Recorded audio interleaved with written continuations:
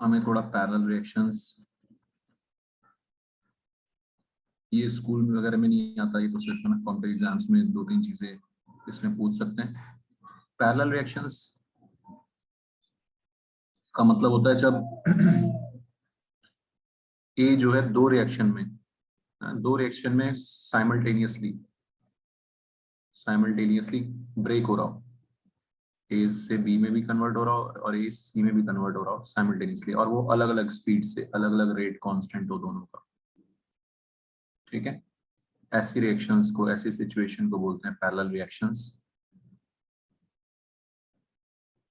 तो A B में भी डिसोसिएट हो रहा है और ए सी में भी डिसोसिएट हो रहा है, दोनों में डिसोसिएट होने का उसका स्पीड अलग अलग है। लेट्स से एक में K1 एक में K2। तो जो पैरेलल रिएक्शंस का कॉन्सेप्ट सिर्फ ये है कि भाई बी किस स्पीड से बन रहा होगा, K1 इंटू ए, बी के बनने की स्पीड होगी K1 इंटू ए, है ना। रेट लॉ ऐसे लिखते हैं, rate constant into concentration of reactant. हमने फर्स्ट ऑर्डर मान लिया इसको, और DC by D T first order let's say given है K2 इंटू ए, कितना K2 इंटू ए।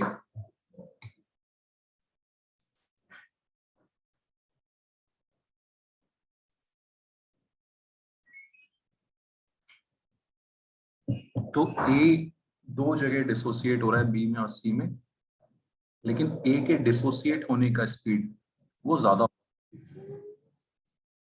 ए के डिसोसिएट होने का स्पीड ज्यादा होगा, वो होगा K1 प्लस K2 इंटू ए, क्योंकि ए बी में भी डिसोसिएट हो रहा है और सी में भी डिसोसिएट हो रहा है। ठीक है, ए बी में भी डिसोसिएट हो रहा है और सी में भी हो रहा है। तो बस ये चीज आपको ध्यान रखनी है कि ए के लिए रेट कांस्टेंट हो जाएगा K1 प्लस K2। ठीक है, क्योंकि ए एक रिएक्शन में जा रहा है K1 स्पीड से, दूसरी रिएक्शन में जा रहा है K2 स्पीड से, लेकिन नेट तो वो दोनों जगह टूट रहा है, दोनों जगह डिसोसिएट हो रहा है, ये आपको ध्यान रखना है। ठीक है, तो अगर हमें ए का हाफ लाइफ या ए के लिए कुछ भी निकालना है, तो हम उसके लिए हाफ लाइफ क्या बोलेंगे, 0.693 बाय के ओवरऑल, और उसका ओवरऑल के कितना होगा, K1 प्लस K2 के इक्वल होगा। समझ में आ रही सबको ये बात? बताओ जो यहाँ तक किसी को डाउट। ठीक है, तो एक रिएक्शन में अलग स्पीड से आ रहा है, दूसरे रिएक्शन में अलग स्पीड से आ रहा है, लेकिन टोटल ए के लिए जो स्पीड होगी वो K1 प्लस K2 होगी।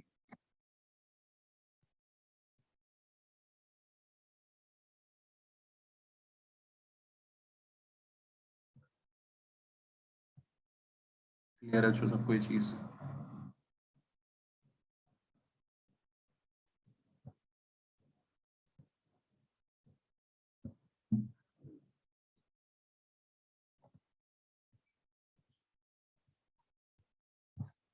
तो जैसे मैंने बताया, ये सब कुछ चीजें एक दो कॉम्पिटिटिव एग्जाम वगैरह पूछी जा सकती हैं, ये आपको ध्यान रखना है। पैरेलल रिएक्शंस का कॉन्सेप्ट, ए के लिए अगर हमें रेट लॉ लिखना हो, तो पहली चीज तो ये होगी कि बी और सी जो कितना भी बने, बी और सी जो भी बनेंगे, उनका रेशियो हमेशा K1 और K2 के इक्वल होगा, K1 बाई K2 के इक्वल होगा।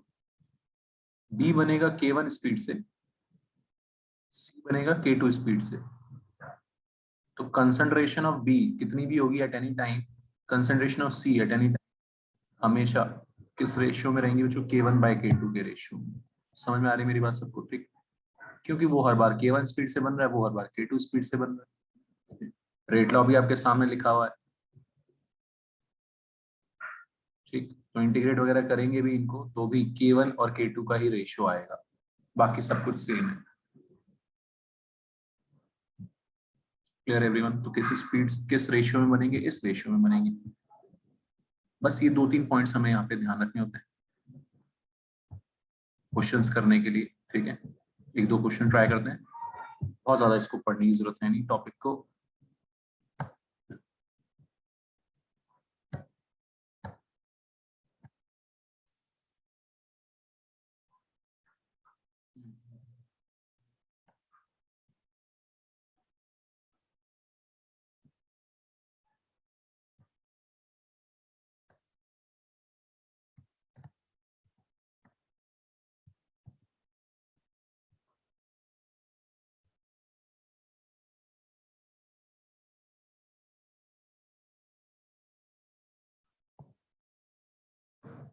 पहले 27 करो।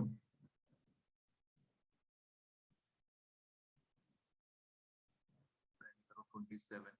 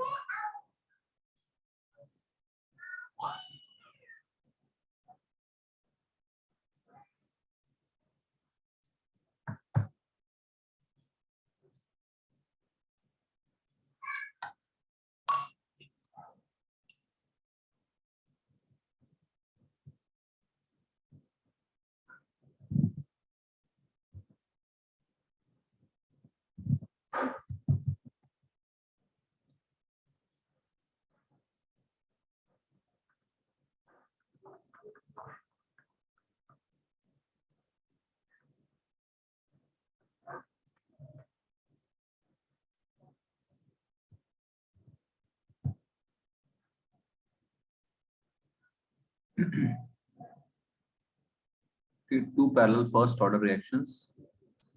K1 दे रखा है 1.26 into 10 की पावर -5, K2 दे रखा है 3.6 into 10 की पावर -5।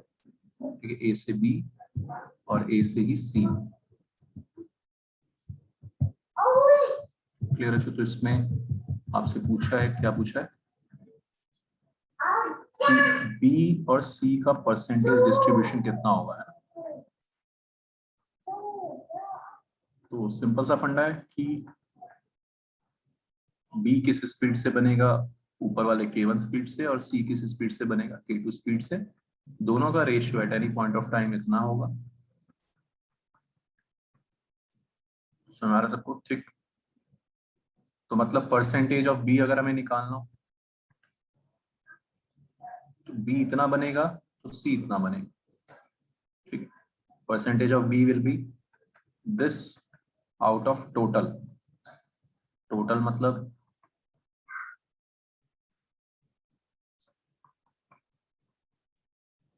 समझ में आ रही है बच्चों? ठीक है, out of total into 100, percentage ऐसे आ जाएगा।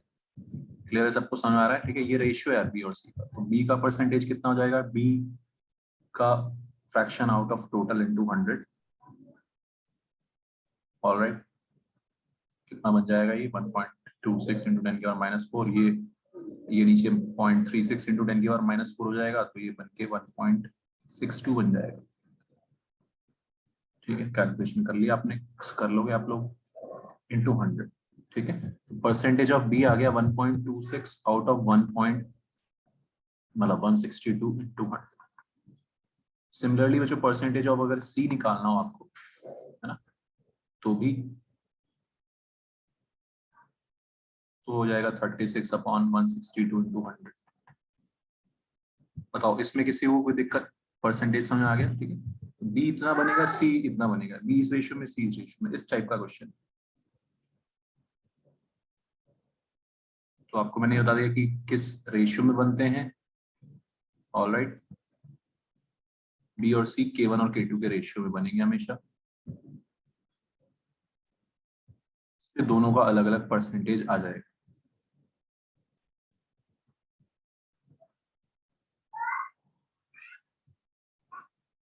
मतलब समझ आ गया सबको ये चीज? कोई दिक्कत इसमें किसी को?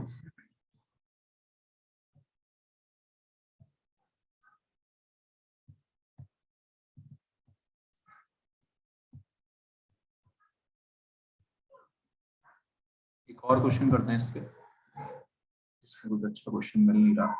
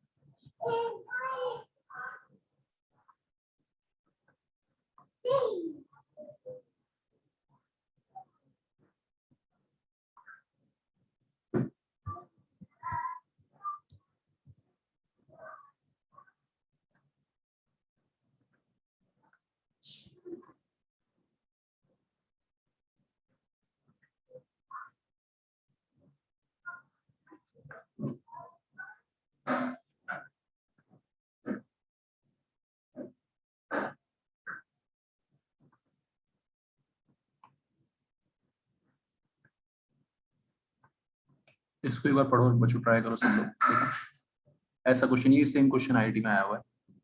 एक कंपाउंड ए डीके हो रहा है अल्फा एमिशन और बीटा एमिशन दोनों से, उसमें मतलब अल्फा एमिशन भी हो रहा है, बीटा एमिशन, वो सब आज हम पढ़ने भी वाले हैं, radio activity with half life. अलग अलग हाफ लाइफ दे रखी है आपको दोनों एमिशंस की।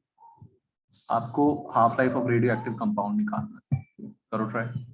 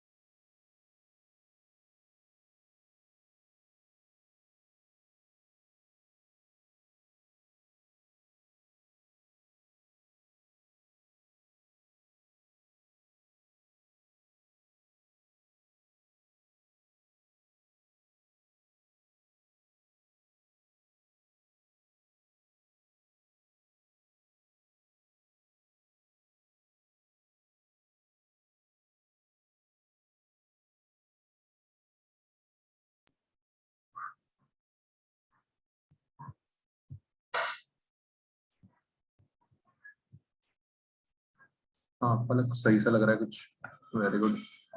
तो हाफ लाइफ जो है अलग अलग 100 आवर्स है, उससे जो के आ जाएगा ना, एक अल्फा एमिशन बीटा एमिशन, बिल्कुल वही कॉन्सेप्ट है जो अभी जो पढ़ा हमने K1 K2।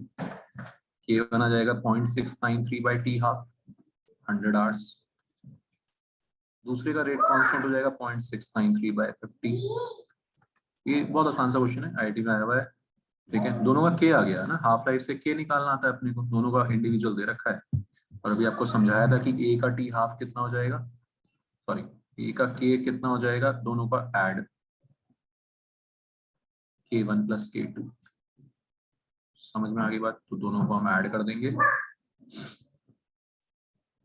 क्लियर है बच्चों, ऐसे करेंगे तो ये बन जाएगा आपका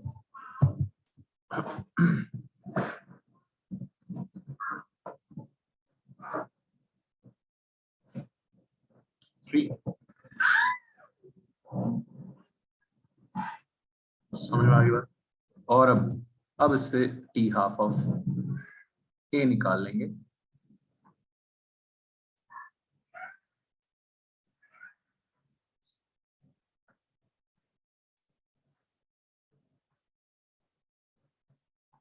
(100/3) आ जाएगा इसका हाफ लाइफ। समझ में आया बच्चों, ठीक है। इंडिविजुअल रिएक्शंस से उनका हाफ लाइफ दे रखा है, इंडिविजुअल रिएक्शंस का, वहां से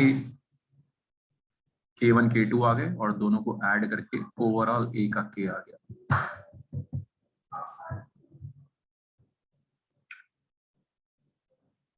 बताओ, क्लियर है बच्चों, ठीक है।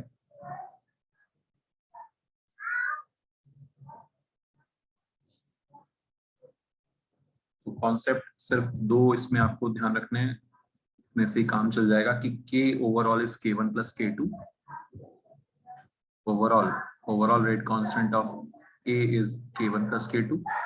और अगर आपसे B और C का कोई रेशियो पूछे, B और C जो बन रहे हैं उनका कोई रेशियो पूछे, तो वो K1/K2 है ना। इन दो चीजों से सारी चीजें सॉल्व हो जाती हैं पैरेलल रिएक्शंस में। क्वेश्चंस और भी बहुत सारे बन सकते हैं, लेकिन है ना, वो आपको ट्राई करने में बहुत ज्यादा इसमें क्वेश्चंस नहीं करा रहा, क्योंकि ऑब्वियसली स्कूल में नहीं पूछते, तो कहीं ना एक दो क्वेश्चन बस ये कॉम्पिटिटिव एग्जाम में आए हैं, आपको प्रैक्टिस करनी है और पूछने हैं मुझसे डाउट्स अगर कोई आया।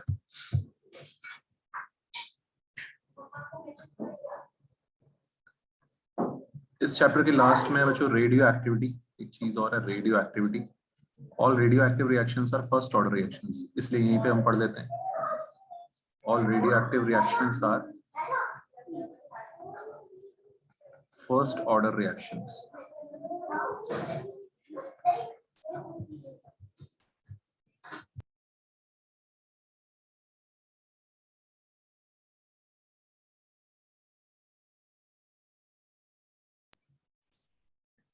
तो जो सारी radio active reactions first order reactions होती है,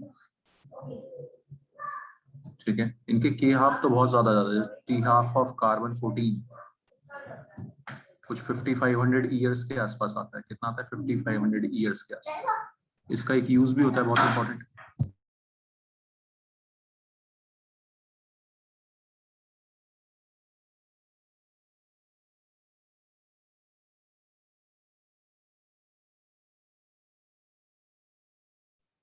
ठीक है, तो इसका बहुत इंपॉर्टेंट यूज भी होगा फॉसिल फ्यूल्स का एज वगैरह निकालने के लिए, फॉसिल फ्यूल्स का एज वगैरह निकालने के लिए, फॉसिल सैंपल्स का, वो हम पढ़ेंगे इसी में रेडियो एक्टिव वाले पार्ट में।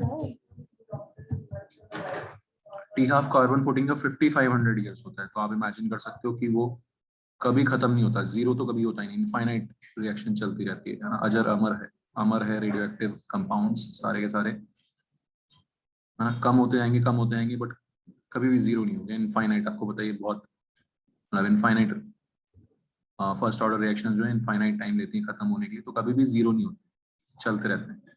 ठीक है, ओके। रेडियो एक्टिविटी समझ लेते हैं थोड़ा सा, होता क्या है, क्यों होता है।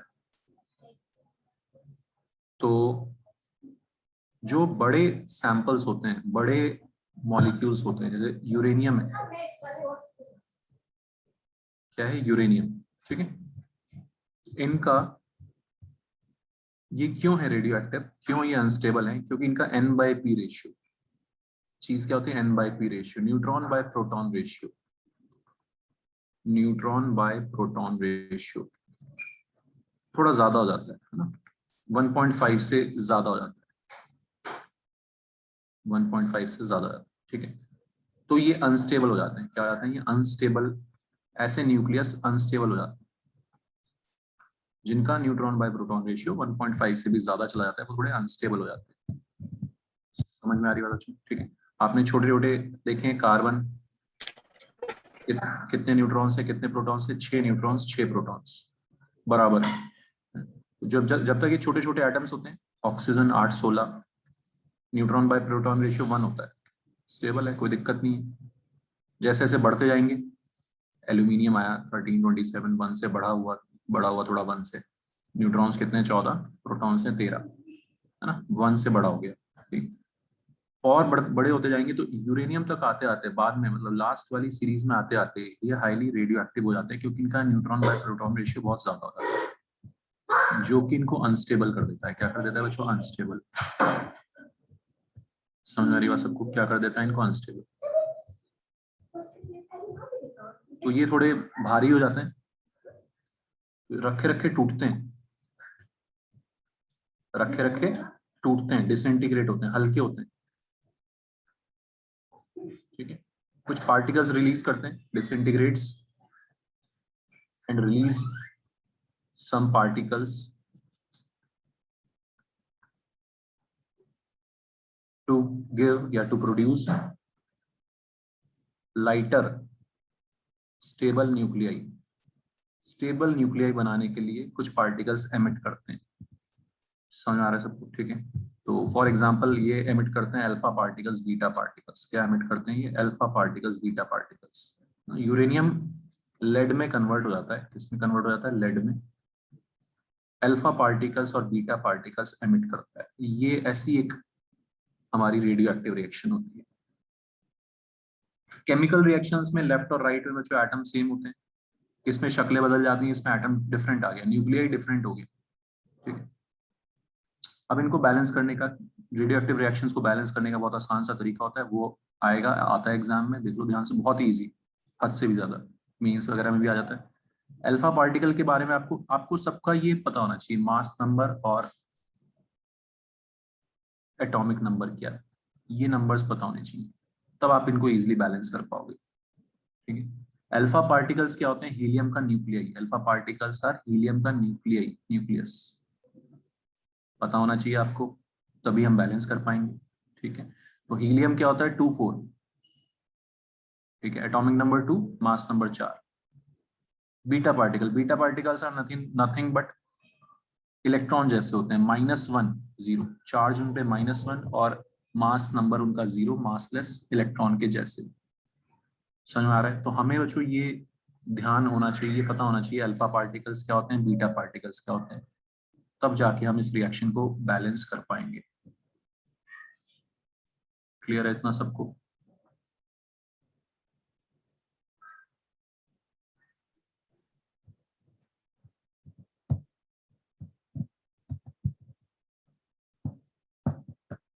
ठीक है, समझ में आ रही बात? अल्फा पार्टिकल्स, बीटा पार्टिकल्स, ठीक है। समझ, लेट ज्वाइन किया क्या? यहाँ तक समझ आ गया? कोई दिक्कत?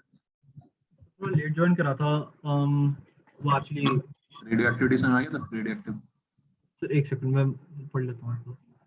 N/P ratio, neutron by proton ratio, radio active reactions जो रेडियो एक्टिव होते हैं उनका 1.5 से भी ज्यादा हो जाता है, ठीक है। तो जिनका 1.5 से भी ज्यादा होता है N/P रेशियो, वो अनस्टेबल हो जाते हैं। क्या हो जाते हैं? अनस्टेबल।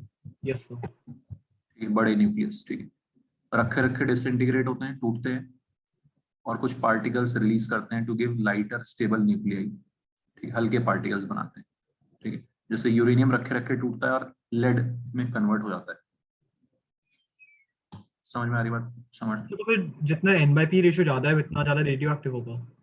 हाँ उतना ज्यादा रेडियो एक्टिव होगा, तो जैसे अगर यूरेनियम 239 ज्यादा नहीं होगा। वही मैं कह रहा हूँ, ज्यादा कम का कोई मतलब नहीं होता, ज्यादा कम का कोई सिग्निफिकेंस नहीं होता, ठीक है। रेडियो एक्टिव है तो है, बस खत्म हो गई बात, ठीक है। हमें तो सिर्फ ये देखना है ये रेडियो एक्टिव है, ठीक है, ये रखे रखे डिसइंटीग्रेट होगा, और डिसइंटीग्रेट होके ये छोटा हल्का पार्टिकल बनाने का, जिसमें एन बाई पी रेशियो थोड़ा ढंग का आ गया होगा। ठीक है, चेक कर लेते हैं N by P ratio. N by P ratio मतलब समझ आ गया सबको, न्यूट्रॉन बाय प्रोटॉन। न्यूट्रॉन कैसे निकालेंगे, माइनस करके 146 238 माइनस 92 डिवाइडेड बाय 92। ये जो है वैल्यू 1.5 के ऊपर आ गई, पार हो गई 1.5 से। यहाँ पे हमने देखा माइनस करके तो ये 124 बाई 82, तो ये कुछ 1.5 की रेंज में आ जाएगा। 1.5 के पास या उससे नीचे आ जाएगा तो फिर वो थोड़ा सा स्टेबल हो जाएगा। समझ में आ रही मेरी बात सबको? ठीक है, ऐसा फंडा है रेडियो एक्टिव रिएक्शंस का, रखे रखे डिसइंटीग्रेट हो रहे हैं। अल्फा पार्टिकल्स और बीटा पार्टिकल्स एमिट करते हैं जनरली। क्या एमिट करते हैं? अल्फा पार्टिकल्स और बीटा पार्टिकल्स। तो सबसे पहला क्वेश्चन सबसे आसान सा कि कितने अल्फा निकलेंगे कितने बीटा निकलेंगे। तो बच्चों उसमें कुछ नहीं, हमें बैलेंसिंग कैसे करनी होती है, मास नंबर का सम इक्वल आना चाहिए, एटॉमिक नंबर का सम इक्वल आना चाहिए। वही बेसिकली न्यूट्रॉन्स और प्रोटॉन्स उतने ही रहेंगे। न्यूक्लियर रिएक्शंस में न्यूट्रॉन्स प्रोटॉन्स खेलते हैं, इलेक्ट्रॉन्स का कोई काम नहीं है यहाँ पे, है ना। न्यूट्रॉन्स प्रोटॉन्स खेलते हैं और न्यूट्रॉन्स प्रोटॉन्स सेम रहने चाहिए। ऑल राइट, समझ आ रही बात? 238 से 206 हो गया, कितने का चेंज है? 32 का। कितने का चेंज है? 32 का। तो 8 अल्फा पार्टिकल्स रिलीज हो जाएंगे। सिंपल, इतनी सिंपल सी मैथ्स लगा के बैलेंसिंग हो जाएगी। समझ में आ रहा है? 8 4 जा 32। ठीक है, बीटा पार्टिकल, बीटा का तो मास में कोई रोल ही नहीं है। ठीक है, समझ? Any doubt? तो बीटा पार्टिकल्स इलेक्ट्रॉन्स होते हैं? हाँ, इलेक्ट्रॉन्स जैसे होते हैं, इलेक्ट्रॉन्स जैसे होते हैं, इलेक्ट्रॉन्स नहीं बोल सकते उनको। ठीक है, इनका चार्ज नेगेटिव होता है और मासलेस होते हैं, इलेक्ट्रॉन्स जैसे हैं, इलेक्ट्रॉन्स नहीं बोलूंगा मैं इनको। यस। ये बात समझ? ठीक है, हमें सिर्फ मतलब है इनके मास, ये नंबर से मतलब है कि क्या है ये, वो तो बहुत साइंटिस्ट लोगों के लेवल की बात है, हमारे लेवल की बात ही नहीं है। ठीक है, समझ? हमें सीखना है सिर्फ इनको बैलेंस करना। तो अल्फा पार्टिकल इज हीलियम का न्यूक्लियाई। अल्फा पार्टिकल क्या होता है? हीलियम का न्यूक्लियाई। उससे भी हमें कोई लेना देना नहीं, हमें तो इसके मास नंबर और एटॉमिक नंबर से लेना देना है, सिर्फ ये 2 4, जो कि बैलेंसिंग में काम आएगा। समझ में आ गई बात बच्चों? ठीक है, ओके। बीटा कितने निकलेंगे, कहाँ से आएगा? एटॉमिक नंबर से। 92 उधर है, 82 इधर है, और 8 2 जा 16, 16 और 82 हो गया 98। तो 6 बीटा पार्टिकल्स निकलेंगे, 98 माइनस 6 बन गया 92। समझ आ रही है सबको हिसाब किताब? ऐसे निकालते हैं कि कितने अल्फा निकलेंगे कितने बीटा निकलेंगे। ऑलराइट बच्चों,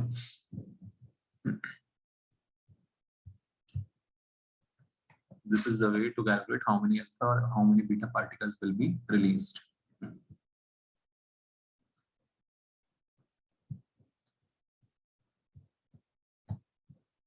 तो n by p रेशियो समझ में आ गया आपको? पहले इन स्टार्टिंग के टर्म्स समझ में आ गए। n by p रेशियो ज्यादा हो जाता है तो वो हल्के होने के लिए एमिट करते हैं। ये सब बैलेंसिंग करेंगे हम, इससे करेंगे बैलेंसिंग करने के लिए हम एटॉमिक नंबर और मास नंबर को बैलेंस मारेंगे। ठीक है बच्चों, अल्फा पार्टिकल क्या होता है, बीटा पार्टिकल क्या होता है, वो आपको समझ में आ गया। तो ये कुछ पार्टिकल्स जो हमें पता होने चाहिए, इनका मास नंबर एटॉमिक नंबर हमें पता होना चाहिए। तो अल्फा हो गया, बीटा हो गया,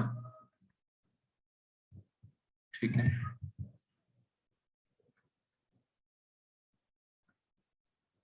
बीटा का पॉजिटिव वाला भाई पॉजिट्रॉन, क्या बोलते हैं इसको? पॉजिट्रॉन। इलेक्ट्रॉन का पॉजिटिव वाला भाई पॉजिट्रॉन। भाई कैसे? मासलेस से बस चार्ज प्लस में आ गया।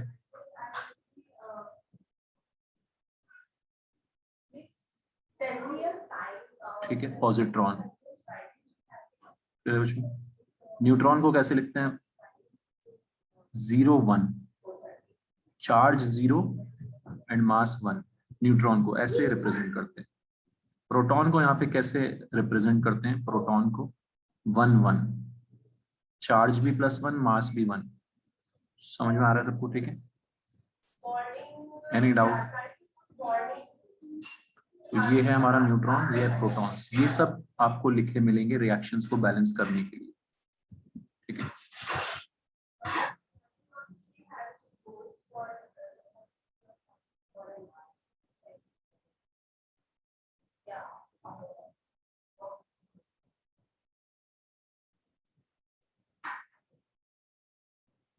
ठीक है, समझ आ रही बात सबको? ठीक, जैसे कि आपको पता है कि न्यूट्रॉन की डिस्कवरी कैसे हुई थी? क्या हुआ था? न्यूट्रॉन की डिस्कवरी कैसे हुई थी? अल्फा पार्टिकल बॉम्बार्ड कराया था चैडविक ने। क्या कराया था? अल्फा पार्टिकल बॉम्बार्ड कराया था बेरिलियम पे, है ना। तो क्या बन गया था? कार्बन बन गया था और साथ में एक न्यूट्रॉन निकल गया था। बैलेंस्ड है 4 2 6 9 4 13 12 + 1 समझ आ रहा है सबको। तो न्यूट्रॉन की डिस्कवरी ऐसे हुई थी, अल्फा पार्टिकल बॉम्बार्ड कराया था हाई स्पीड से चैडविक ने।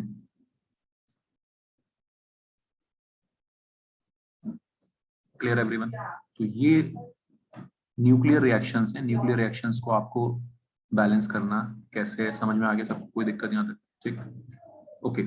न्यूक्लियर और रेडियो एक्टिव में बच्चों ये डिफरेंस है, रेडियो एक्टिव अपने आप होती है, रेडियो एक्टिव अपने आप हो रही है, रखे रखे डिसइंटीग्रेट हो रहे हैं, एक्टिवेशन एनर्जी उनकी 0 है।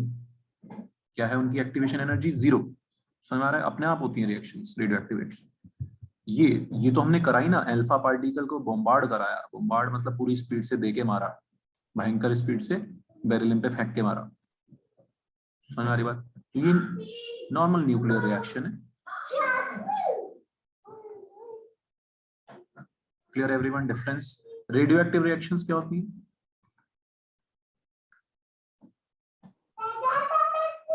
इनकी एक्टिवेशन एनर्जी 0 होती है, they occur on their own. Radioactive particles disintegrate on their own, रखे रखे डिसइंटीग्रेट होते हैं।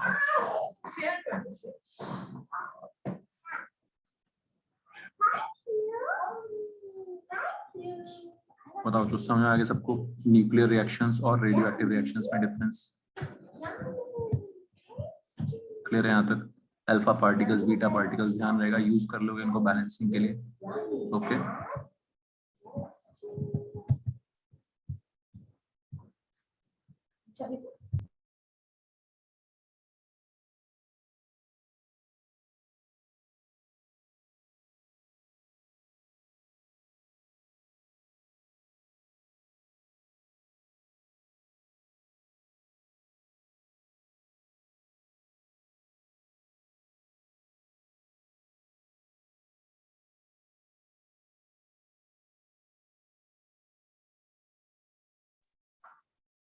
जैसे एक सेकंड,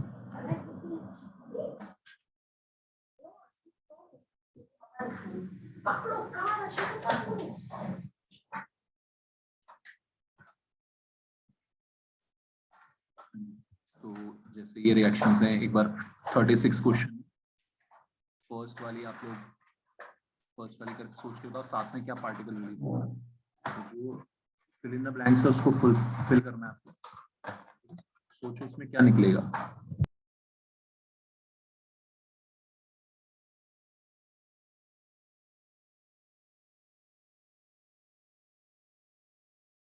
सर कौन सा क्वेश्चन? क्वेश्चन नंबर 36 का फर्स्ट पार्ट, 36 का फर्स्ट पार्ट। Yes sir.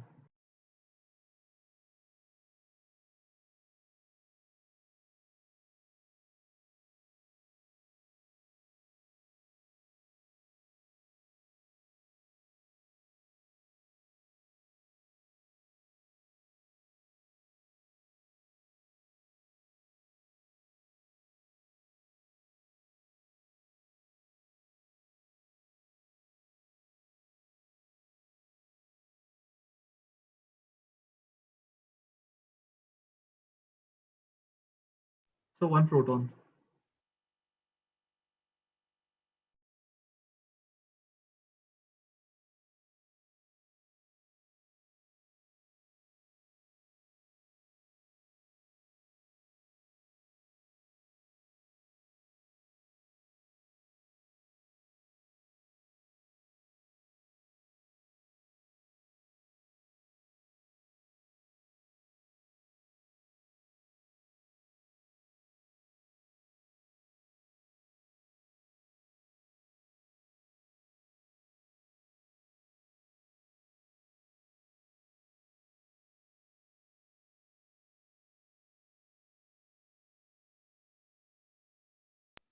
हाँ जो समझ में आया, तो 14 7 4 2 ऐड मारा उस पे, हीलियम देके मारा नाइट्रोजन पे, 17 8 ऑक्सीजन बना, क्या बनेगा साथ में? 1 1 बच रहा है मेरे ख्याल से, है ना? समझ में आ रहा है बच्चों सबको? 1 1 बच रहा है, 14 4 17 14 और 4 18, उधर 17 है तो ऊपर भी 1 बचा, और नीचे भी 7 2 9, नीचे 8, तो 1 1 1 1 1 क्या होता है हमारा? प्रोटॉन ना। 1 1 कोई भी पार्टिकल हो, लिख दिया 1 1। बताओ जो समझ में आ रहा है? काइली क्लियर है ये? दिव्यांशी, श्रेया, समझ में आ रही बात? Yes sir. कैसे बैलेंसिंग करनी है यहाँ पे? ओके ठीक है, समझ आ गया ये? Yes sir. बी वाली तो मैंने बताई आपको, है ना, कैसे अभी न्यूट्रॉन वाली लिखी थी, चैडविक ने न्यूट्रॉन की डिस्कवरी की थी। ये आसान सी चीज है बैलेंस करना ना। इस पे भी क्वेश्चन पूछ रहे थे कि कितने अल्फा पार्टिकल्स निकलेंगे, कितने बीटा पार्टिकल्स निकलेंगे, ये क्वेश्चन आए हुए हैं आईटी वगैरह में भी। ठीक है बच्चों, ओके। एक ये है बेरिलियम, ये थर्ड वाला है, बेरिलियम ब्रैकेट में प्रोटॉन अल्फा। इसका मतलब और मैं बता देता हूँ आपको। ये लिखने का स्टाइल होता है, जैसे ये रिएक्शन है, इसको लिखने का ये स्टाइल होता है, बेरिलियम अल्फा, है ना, और उधर न्यूट्रॉन। मतलब बेरिलियम पे हमने अल्फा पार्टिकल देके मारा, दूसरी साइड डॉटर न्यूक्लिया है ना, इसको ये होते हैं पेरेंट न्यूक्लिया, ये डॉटर न्यूक्लिया, ये सब टर्म्स होती है। तो साथ में उस साइड न्यूट्रॉन निकला, क्या निकला? न्यूट्रॉन। ठीक है, तो अभी जो आपने क्वेश्चन देखा उसमें क्या गिवन था, सोच सकते हो आप। बेरिलियम पे प्रोटॉन देके मारा और अल्फा उस साइड, दूसरी साइड निकला, तो साथ में और क्या बचेगा वो सोचना है बच्चों आपको। ठीक है, सोच पाओगे? तो आपने लेफ्ट साइड में लिखा बेरिलियम 49, उस पे आपने प्रोटॉन फेंक के मारा। ठीक, दूसरी साइड एक चीज निकलेगी, साथ में अल्फा निकलेगा। समझ में आया? तो वो चीज क्या होगी? 9 + 1 10, 10 में से 4 गया 6, 6 उसका मास नंबर होगा। 4 + 1 5, 5 में से 2 गया 3, 3 उसका क्या होगा? ये एटॉमिक नंबर होगा। समझ में आ गया सबको? तो it can be lithium, can be lithium. समझ में आ गई बात बच्चों सबको? कोई दिक्कत नहीं है, कर लोगे सब लोग, ये हिसाब किताब लगा लोगे, कितने अल्फा पार्टिकल्स, कितने beta particles. Understood everyone?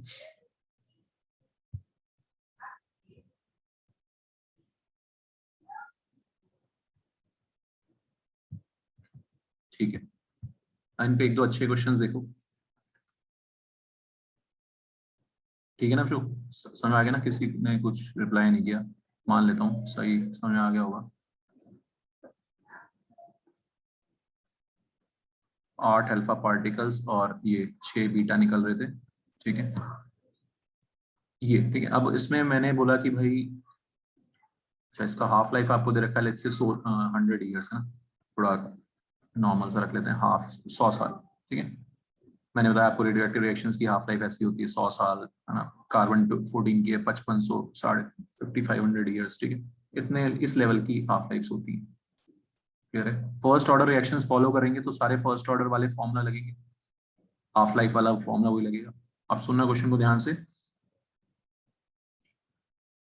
If initially,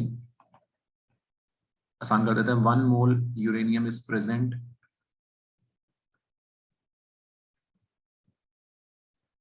find moles of alpha particles produced after 200 years। बताओ सोच के सब लोग। इनिशियली 1 मोल यूरेनियम है, find moles of alpha particles produced after 200 years। करो। सर 12। कितना? 12। 12 नहीं, यस 12 नहीं।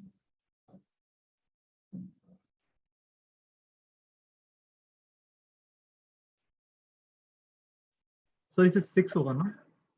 नहीं, ओके।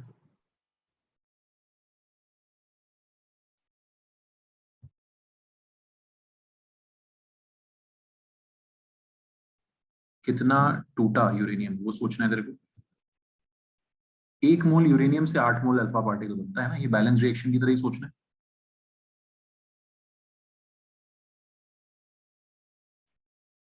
यस सर, तो अभी 3/4 हो गया होगा ना, तो फिर हम्म, 3/4 into 8 तो 6 नहीं होगा?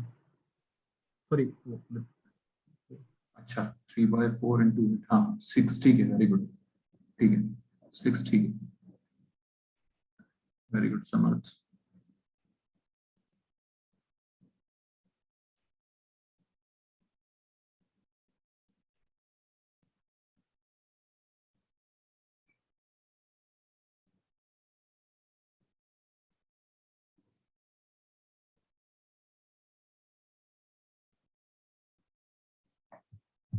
जो समझ में आया कि इनिशियली 1 मोल यूरेनियम प्रेजेंट था, ठीक है, जो 200 साल मतलब 2 हाफ लाइफ, ठीक है।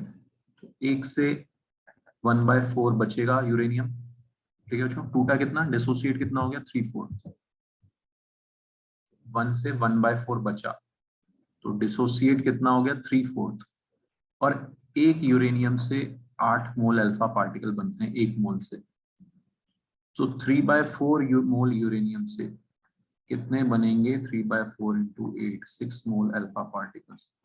बताओ, जो ये हिसाब किताब सबको समझ में आया? दिव्यांशी क्लियर है ये? श्रेया, पलक, समझ आ रही बात? ठीक है। राहुल, प्रिंस। 1 से 1/4 बचा है ना, हाफ लाइफ मेथड वही है पुराने वाला, 100 साल की हाफ लाइफ है, 200 साल, 2 हाफ लाइफ के बाद। तो 1 से हाफ बनेगा, हाफ से 1/4, मतलब 1 से 1/4 बचा यूरेनियम। तो टूटा कितना, डिसोसिएट कितना होगा, 3/4। और 1 मोल से ये हिसाब किताब लगाना है बच्चों, आपको क्लियर है? इसके क्वेश्चंस करेंगे अभी हम, और ये आए हुए हैं, ठीक है। मोल्स निकालना आ गया। अब कोई आपसे पूछे कि भाई वॉल्यूम ऑफ गैस निकाल दो, तो अल्फा पार्टिकल को हीलियम मान लेना है। क्या मान लेना है, हीलियम, ठीक है समर्थ। तो 6 × 22.4 लीटर इतना वॉल्यूम प्रोड्यूस हो जाएगा एसटीपी पे, है ना। 1 मोल गैस का कितना वॉल्यूम होता है, 22.4 लीटर। समझ में आ रही सबको बात, कहानी क्लियर है, पिक्चर क्लियर है? ठीक, इस तरह से बच्चों कैलकुलेशंस करनी है। पूछो यार, किसी को डाउट हो तो फिर क्वेश्चंस करते हैं इस पे।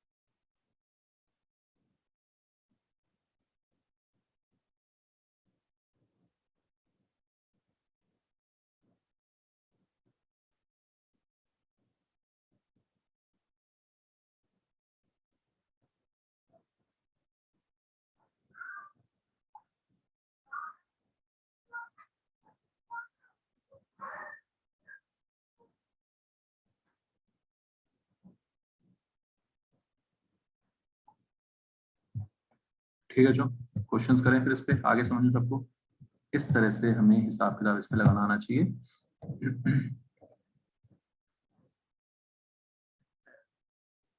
पहले एक आईटी वाले क्वेश्चन ही देख लेते हैं, आईटी में भी आए हैं ये क्वेश्चंस।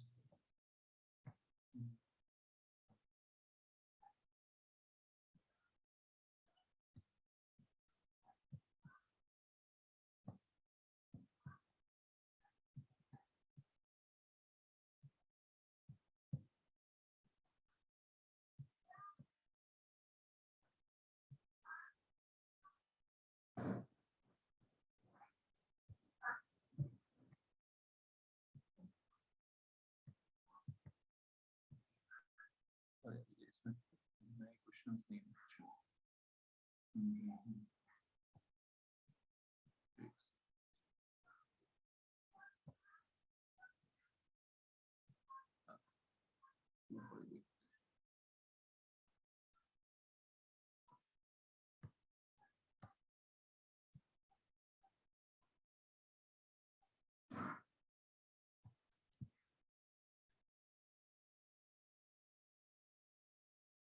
चलो ये कर लो, 41 करो एक बार, 41।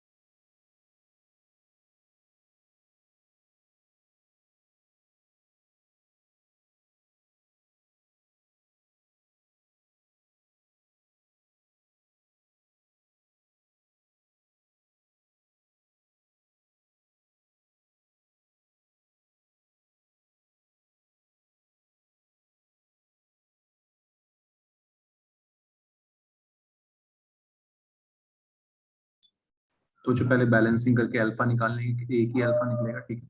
पोलोनियम 21084 से 20682 में जाने पर एक ही अल्फा पार्टिकल रिलीज होगा, ठीक है। Only one alpha particle will be released. Okay, अब इसमें 1 ग्राम दे रखा है, थोड़ा सा कैलकुलेशन टफ करने के लिए, है ना। 1 ग्राम दे रखा है, ना कि 1 मोल।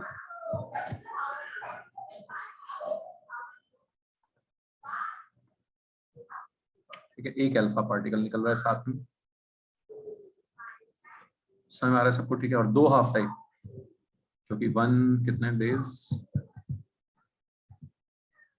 हाफ लाइफ, अच्छा हाफ लाइफ 138.4 है। How much lithium will accumulate in 69.2 days. अरे यार, तो इन्होंने तो हाफ लाइफ से भी ज्यादा दे दिया। ये तो इक्वेशन यूज करवाना चाह रहे हैं, छोड़ो, बेकार क्वेश्चन है ना, ठीक है। मतलब ठीक है, तो इसमें इक्वेशन यूज करनी पड़ेगी, अगर उल्टा दे देते, है ना, हाफ लाइफ वाला ही फंडा लगा देते तो इजी हो जाता कैलकुलेशंस। लेकिन अगर हाफ लाइफ वाला फंडा नहीं लग रहा तो हमें KT इज इक्वल टू 2.303, ठीक है, समझ आ रहा है सबको, वो वाली इक्वेशन, ठीक है, वो हम यूज नहीं करेंगे। हम मान लेते हैं 2 हाफ लाइफ की बात हो रही है, ठीक है, समझ में आ रहा है बच्चों सबको, एनी डाउट? अगर 2 हाफ लाइफ की बात हो रही है तो वही जो अभी हमने किया था, 1 से 1/4 बचेगा, टूटेगा कितना, 3/4, डिसोसिएट कितना होगा, 3/4, ठीक है। दिया है 1 ग्राम पोलोनियम, तो 1 ग्राम का मतलब हो गया 1/210 मोल्स, ऑलराइट। इसका 1/4 बचेगा और इसका 3/4 डिकम्पोज होगा, ठीक है। Moles of polonium decompose in 2T half, 3/4 of this, और जितने, है ना, एक से एक जितने मोल डिकम्पोज होंगे उतने ही क्या होंगे, नंबर ऑफ अल्फा पार्टिकल्स होंगे, ठीक है, समझ में आ गई बात, समझ एनी डाउट? awesome. वॉल्यूम निकालने के लिए 22.4। ठीक है बच्चों, तो इस टाइप के क्वेश्चंस आपको मिलेंगे, आप और ट्राई करोगे तो प्रीवियस ईयर्स क्वेश्चंस में आपको इस टाइप के क्वेश्चंस मिल जाएंगे।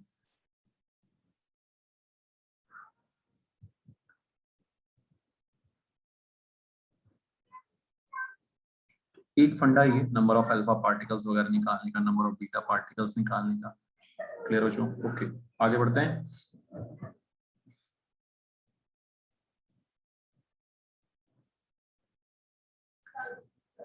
इस टाइप के हल्के हल्के क्वेश्चन भी आए हुए हैं कि बीटा एमिशन से alpha N by P ratio बढ़ेगा या घटेगा, इस टाइप का 1-2 साल पहले एडवांस तक में ऐसा क्वेश्चन आया, बीटा एमिशन से क्या होगा।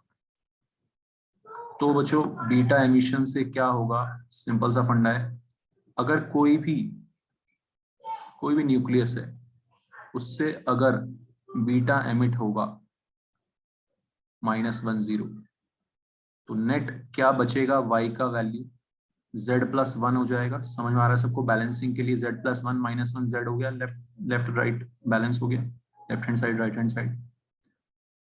और ये मास नंबर a ही रहेगा, एटॉमिक नंबर 1 से इंक्रीज हो गया। तो बीटा एमिशन में क्या होता है, देखो आप लोग ध्यान से, n/p रेशियो पे फोकस करो। n/p रेशियो है, न्यूट्रॉन्स कैसे निकालते हैं, mass number minus atomic number. और प्रोटॉन्स कैसे निकालते हैं, एटॉमिक नंबर। समझ में आता है सबको ये? Neutrons is mass number minus atomic number and protons is atomic number. इधर मैंने किया सेम चीज, a माइनस z+1 मतलब a माइनस z-1 बन गया, और नीचे z+1। बताएगा कोई n/p रेशियो बढ़ा है या घटा है? ऊपर रेशियो में एक चीज 1 माइनस हुआ है, नीचे एक ऐड हुआ है। ठीक है, तो बीटा एमिशन से n/p रेशियो डिक्रीजेस। समझ में आ रहा है सबको? ठीक, तो सबसे काम की चीज होती है n/p रेशियो को ठीक करने के लिए बीटा एमिशन। Any doubt? तो बीटा एमिशन से n/p रेशियो घटता है, न्यूट्रॉन बाय प्रोटॉन रेशियो घटता है। ऐसा क्वेश्चन आया हुआ है सिंपल सिंपल से। क्लियर आपको? केस 1, बीटा एमिशन से एटॉमिक नंबर में 1 का इंक्रीज हो गया, तो पूछते हैं कि भाई पीरियोडिक टेबल में क्या होगा, एटॉमिक नंबर 1 से बढ़ना मतलब राइट में शिफ्ट होना। ठीक है, shift to right by 1 place, shift to right by 1 place.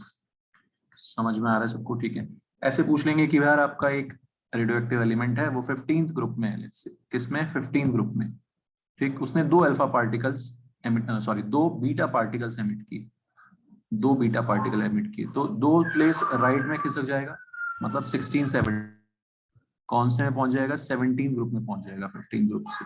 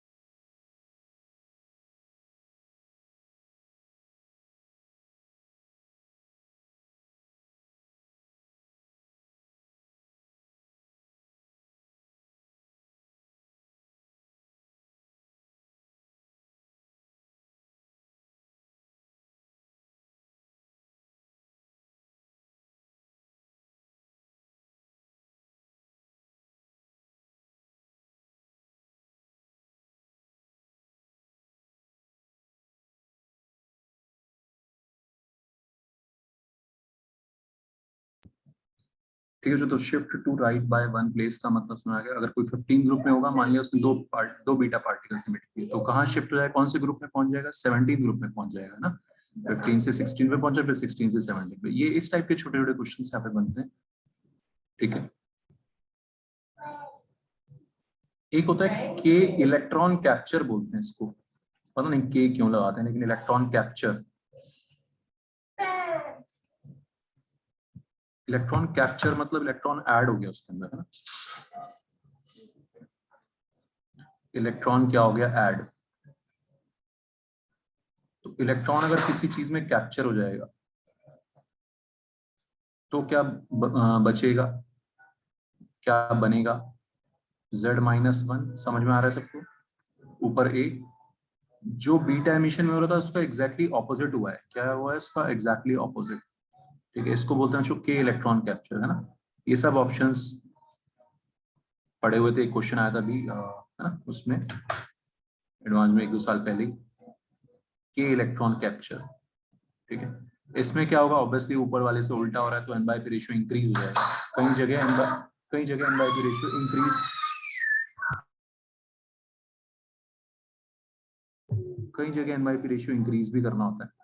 ठीक है। तो एन बाय पी रेशियो अगर हम देखें यहाँ पे,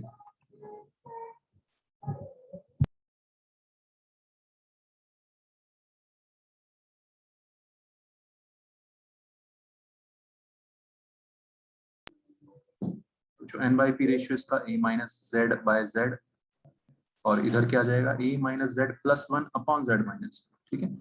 तो कई जगह N by P ratio increase भी करना पड़ता है जहां 1 से कम हो जाता है।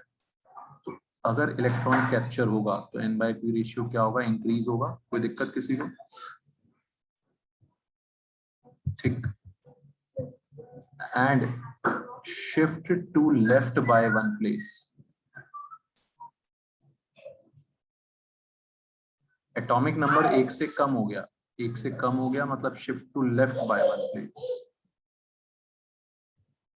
ठीक है। जो बीटा एमिशन समझ में आ गया, इलेक्ट्रॉन कैप्चर समझ में आ गया, ये सब टर्म्स आपको पता होनी चाहिए।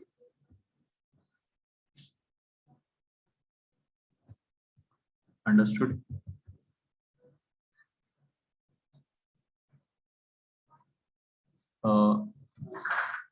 मुझे निकाल के बताओ, न्यूट्रॉन एमिशन से क्या होगा ना, न्यूट्रॉन एमिशन से एन बाय पी रेशियो क्या होगा, न्यूट्रॉन एमिशन सेम लिख के ऐसे ही लिखना जैसे ऊपर लिखा हुआ है मैंने। ठीक है। न्यूट्रॉन एमिशन से निकाल के बताओ क्या होगा एन बाय पी रेशियो, और शिफ्टिंग कहाँ होगी, पीरियोडिक टेबल में होगी या नहीं।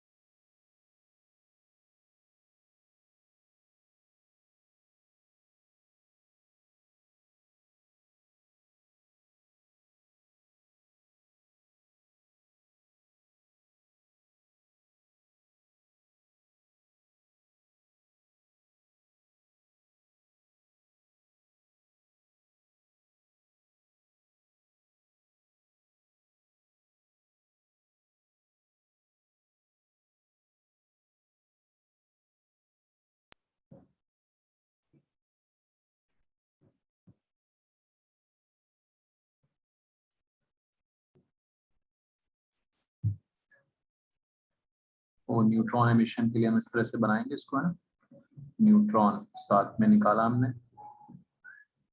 मास नंबर में 1 की कमी आ जाएगी, एटॉमिक नंबर में नो चेंज, तो पीरियोडिक टेबल में कोई शिफ्ट नहीं आएगा। अच्छा ये साथ में लिख भी देते हैं, इन पीरियोडिक टेबल, ठीक है। पीरियोडिक टेबल में कोई शिफ्टिंग नहीं होगी, ठीक है बच्चों, जिस ग्रुप में वहीं रहेगा बंदा। और ये क्या है, न्यूट्रॉन बाय प्रोटॉन रेशियो हमने निकाला,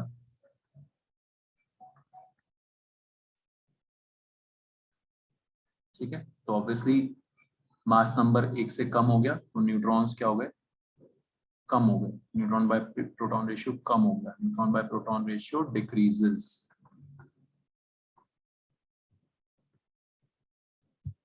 समझ आएगी बात बच्चों सबको, ठीक है, कोई दिक्कत।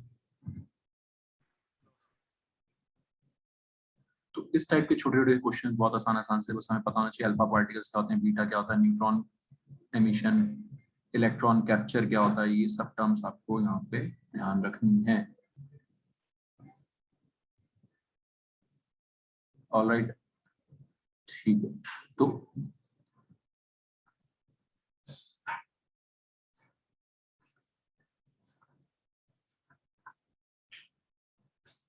एक होती है टेक्निक फॉसिल फ्यूल सैंपल्स का एज निकालने का ना, कोई हमें डायनासोर की हड्डियां मिली, वो पता करना है हमने कितनी पुरानी है, क्या उनकी कितनी पुरानी है, उनकी एज फाइंड करने के लिए।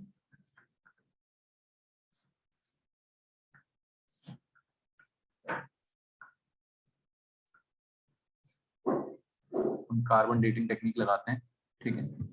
कार्बन में क्या चीज है, कार्बन 14 रेडियो एक्टिव होता है। तो जितना भी कार्बन प्रेजेंट है नेचर में, उसका बहुत थोड़ा सा परसेंटेज है ना, सबका आपको पता होता है बच्चों, कुछ कुछ परसेंटेज कार्बन 14 भी होता है ना, 0.001 कुछ ऐसा परसेंटेज जो है कार्बन 14 होता है, बहुत कम, नेग्लिजिबल ऑलमोस्ट, लेकिन होता है। और अगर ये है तो ये आपको मैंने बताया, ये अजर है, अमर है, कभी नहीं मरेगा, क्योंकि इसकी टी हाफ बहुत ज्यादा होती है, 5570 साल। और रेडियो एक्टिव रिएक्शंस तो वैसे ही आपको पता है इनफाइनाइट टाइम तक चलती हैं, और ऊपर से हाफ लाइफ भी कितनी खतरनाक, ठीक है। तो जो फॉसिल फ्यूल दबा था हजारों साल पहले, दब गया था नीचे, आज हमें मिला, उसमें भी कुछ कार्बन 14 प्रेजेंट होगा, उसमें भी कुछ कार्बन 14 प्रेजेंट होगा। समझ में आ रही बात?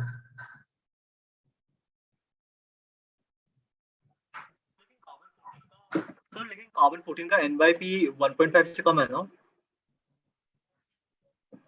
1.5 से कम आ रहा है? हाँ कम तो है, बिल्कुल सही बोला यार तुमने, है ना। 1.25 कितना है, 1.33 सर। 1.33, हाँ 1.33 आ रहा है ना, फिर भी रेडियो एक्टिव होता है, ठीक है। वो ये मतलब जनरली ये बोलता है कि एन बाई रेशियो 1.5 से जनरली ज्यादा हो गया तो हम उसको रेडियो एक्टिव वो हो जाता है, मान लेते हैं ऐसा, है ना। तो जो बड़े एटम्स होते हैं, ये वही वाला फंडा है देख, कि छोटा एटम होते हुए भी, छोटा न्यूक्लियस होते हुए भी इसमें इतना ज्यादा रेशियो आ रहा है, ठीक है समर्थ। और वो जो अपने ना न्यूक्लियस का भी तेरे को पता है ना, साइज वाइज होता है, तो यस सर। साइज यूरेनियम का बहुत ज्यादा होगा साइज, यूरेनियम का कार्बन के न्यूक्लियस के मुकाबले बहुत ज्यादा होगा, है। तो इसमें छोटे से में ही इतना ज्यादा एन बाई बी रेशियो, तो बहुत सारे फैक्टर्स होते हैं ना, और वो इतना बड़ा होने के बाद भी उसमें 1.5 के, ठीक है, 2-3 फैक्टर्स आ गए, तो छोटा साइज है उसमें ही न्यूट्रॉन इतने ज्यादा हो गए तो वो भी रेडियो एक्टिव हो जाता है, ठीक है, 2-3 फैक्टर्स होते हैं। समझ आ रही बात? Yes sir. तो कार्बन 14 अमाउंट और radio activity in fossil fuel sample, वो हम मेजर कर लेते हैं, ठीक है, वो हम मेजर कर लेते हैं। और कार्बन 14 अमाउंट और radio activity in fresh would sample, वो कोई हम लकड़ी का सैंपल उठा के वो मेजर कर लेते हैं। ये दो चीजें हम मेजर कर लेते हैं, जो सैंपल हमें मिला उसमें कितना रेडियो एक्टिविटी है वो मेजर कर लेते हैं, और जो फ्रेश वुड सैंपल है उसका कितना रेडियो एक्टिविटी है वो हम मेजर कर लेते हैं। फिर एज निकालने के लिए हम अपनी यही फेवरेट इक्वेशन चिपका देते हैं, एक्टिविटी इनिशियल, इनिशियल मतलब फ्रेश वुड सैंपल वाली, जब ताजा ताजा वो रहा होगा, जिंदा रहा होगा डायनासोर, उसमें कितनी एक्टिविटी थी वो हम फ्रेश वुड सैंपल वाली एक्टिविटी मान लेते हैं। और वो जो आज हमें मिला सैंपल, ठीक है, उसमें कितनी एक्टिविटी है वो हम मान लेते हैं कि वो अभी प्रेजेंट आज की टाइम की एक्टिविटी। समझ में आ रहा है बच्चों? तो ये दो वैल्यूज हम यहाँ पे रखते हैं, ठीक है समझ? Any doubt? तो ये एज निकल के आ जाती है, क्या निकल के आ जाती है? एज निकल के आ जाती है उस सैंपल की। बताओ जो समझ आ रहा है सबको? ठीक है, नेक्स्ट क्लास में हम इस पे क्वेश्चंस करेंगे, आराम से देख लो इस फॉर्मूला, बता दो कोई दिक्कत। फ्रेश वुड सैंपल को हम इनिशियल एक्टिविटी मान लेते हैं, इनिशियल रेडियो एक्टिव या इनिशियली कार्बन 14 का अमाउंट कितना है वो मान लेते हैं, और प्रेजेंटली जो हमें फॉसिल फ्यूल सैंपल मिला है उसको हम फाइनल एक्टिविटी, करंट एक्टिविटी मान लेते हैं, ठीक है। तो दोनों को इस इक्वेशन में रख के टाइम आ जाता है which is age of the fossil fuel sample. समझ में आ रही है बच्चों? ठीक, कोई दिक्कत? This is known as carbon dating technique.